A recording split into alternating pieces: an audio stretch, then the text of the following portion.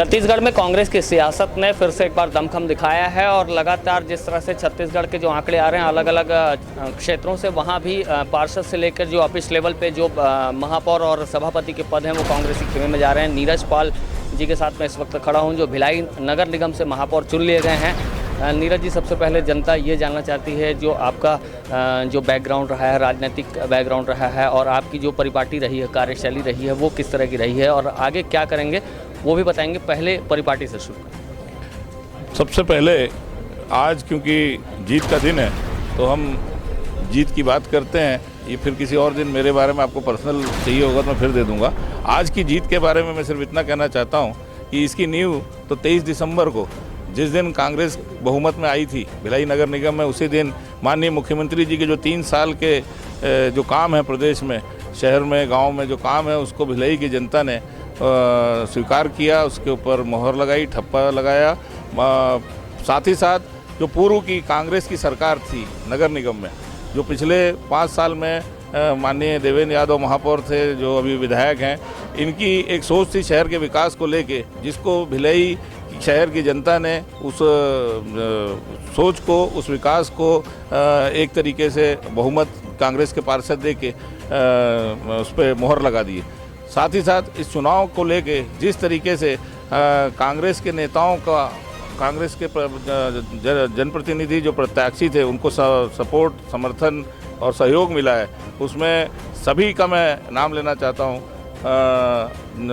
हमारे प्रभारी मंत्री मोहम्मद अकबर जी, हमारे चुनाव प्रभारी गिरीश देवांगन जी, हमारे सबसे बड़ी भूमिका उसमें हमारे जिला अध्यक्ष मुकेश चंद्राकर जी, हमारे विधायक देवेंद्र यादव जी, इन सब के मार्गदर्शन में हमने चुनाव लड़ा और जिसका परिणाम आज देख रहे हैं कि महापौर भी आज भिलाई में कांग्रेस का है और सभापति भी कांग्रेस का है। भिलाई शहर भी बहुत सारी चुनौतियों से जूझ रहा है अभी भी, जैसे जो बदलाव है, जो विकास की जो बदलाव के प्रारूप हैं वो लगातार बदलते रहते हैं और समय समय पे चुनौतियां आती रहती हैं। अभी भी जो चुनौतियां हैं जैसे कि जो 4 लेन की सड़क है वो, ट्रैफिक की जो समस्या है वो बहुत बड़ी समस्या है, उसका निराकरण बहुत ज़रूरी है। जो सर्विस लेन्स हैं वो कब्जे में रहती हैं, उसकी वजह से लोगों को चलने में दिक्कत है। ये भिलाई की जनता से जुड़े हुए सवाल हैं।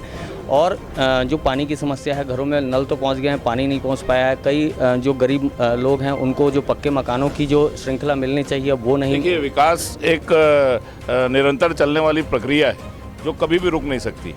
एक विकास का एक काम होता है तो 4 और उसके साथ आ जाते हैं सामने। मैं आपको विश्वास दिलाना चाहता हूँ कि ये जो छोटी मोटी जितनी भी समस्याएँ हैं, चाहे वो छोटी हो या बड़ी समस्याएँ, पहले भी कांग्रेस के जो यहाँ पे सरकार थी उसने निराकरण करने का पूरा कोशिश की है।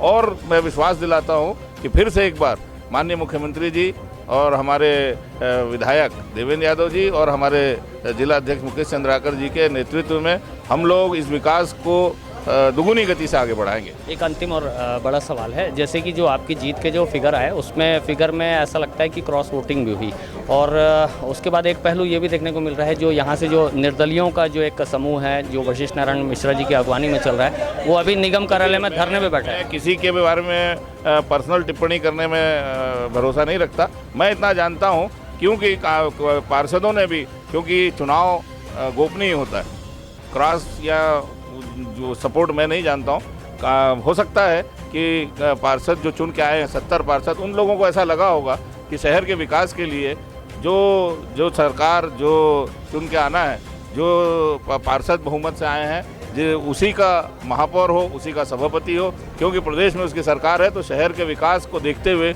उन लोगों ने सपोर्ट किया होगा, समर्थन किया होगा। एक अंतिम सवाल और जोड़ दे रहा हूँ, सबसे पहला जो बड़ा काम है वो मन में क्या चल रहा है आपके?